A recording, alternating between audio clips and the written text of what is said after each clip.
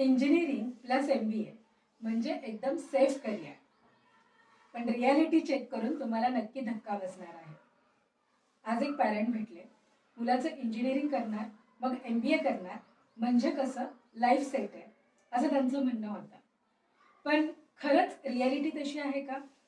आजही हजारो engineers MBA करून एकतर अंडरपेड जॉब स्वीकारतात किंवा जॉबलेस असतात किंवा कन्फ्युज्ड आहेत की पुढे काय करायचं.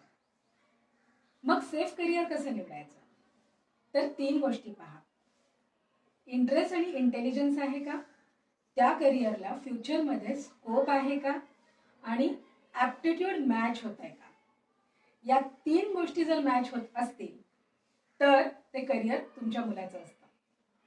ॲज अ पॅरेंट तुम्हालाही वाटतं का की आपल्या मुलासाठी आपण एक सेफ करिअर निवडलं पाहिजे? तर तुम्ही आमच्याशी नक्की संपर्क साधू शकता.